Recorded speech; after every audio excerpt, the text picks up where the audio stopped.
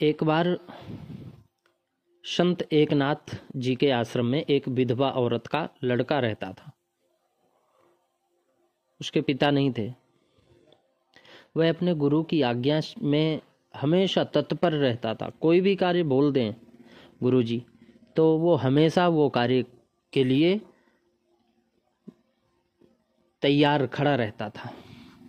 इसलिए उसका नाम प्रसिद्ध हो गया पूर्ण पौड़ा। एकनाथ महाराज इस संसार से प्रयाण करने को थे तब उन्होंने अपने शिष्यों को बुलाया और कहा कि मैं ग्रंथ लिख रहा हूँ जो शायद पूर्ण ना हो। ग्रंथ लिख रहा हूँ, क्या पता वो पूर्ण ना हो सके। मेरे जाने के बाद पूर्ण पौड़ा से पूरा करवा लेना। शिष्यों में हलचल मच गई क्योंकि वो महापुरुषों की कृपा की शक्ति से अनभिज्ञ थे। उन्होंने कहा, महाराज आपका बेटा हरि पंडित पढ़ लिख कर शास्त्री बन गया, आप यह सेवा उसे क्यों नहीं देते? आप उसको दे रहे हैं जो अनपढ़ लड़का, भला इसे पूरा क्या कर पाएगा? तो एकनाथ महाराज बोले कि वह मुझे गुरु के रूप में कम पिता के रूप में ज़्यादा मानता है। एक गुरु के प्रति जो श्रद्धा भावना एक शिष्य के हृदय में होनी चाहिए वह उसमें नहीं है। इतना विद्वान, चाहे वो इतना विद्वान बन जाने पर भी मेरा बेटा वास्तविक शिक्षा का अथवा आध्यात्मिक शिक्षा से परे है। जबकि पूर्ण पौड़ा श्रद्धा भावना के रंग में ओतप्रोत है, जो इस ग्रंथ को पूर्ण करने में समर्थ होगा। आप चाहे तो पहले हरि पंडित को ही यह सेवा दे दें, परंतु इसे पूर्ण पौड़ा ही करेगा। हुआ भी ऐसा ही कि शास्त्री जी ग्रंथ को पूरा नहीं कर पाए।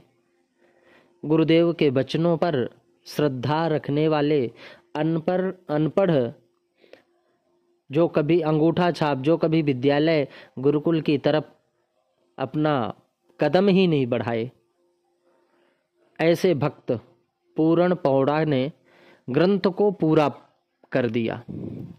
कहने का तात्पर्य यह है कि हमें गुरु हमें किस भाव से मानते हैं ये आवश्यक नहीं है। हम गुरु को किस भावना से मानते हैं ये आवश्यक है। हमारे जीवन में ऐसे प्रश्न आते हैं, उसका मार्ग मिलना बड़ा कठिन है। लेकिन जब गुरु कृपा हो जाए तो गुरु कृपा के आगे बड़ा से बड़े मार्ग को भी सुगमता से निकाल सकते हैं। हनुमान जी श्री राम जी के नाम से अथाह सागर समुद्र को लांघ कर लंका में पहुंच गए, प्रवेश कर गए गुरु कृपा से, अपने इष्ट कृपा से।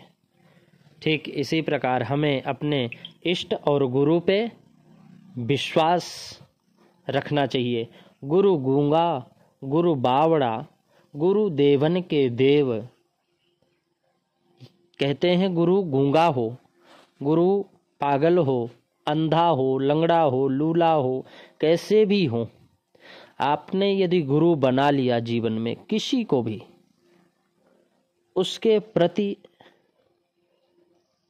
जब तक आपकी श्रद्धा, आपकी भक्ति, आपका विश्वास नहीं होगा तब तक आप नुगुरे की श्रेणी में आएंगे।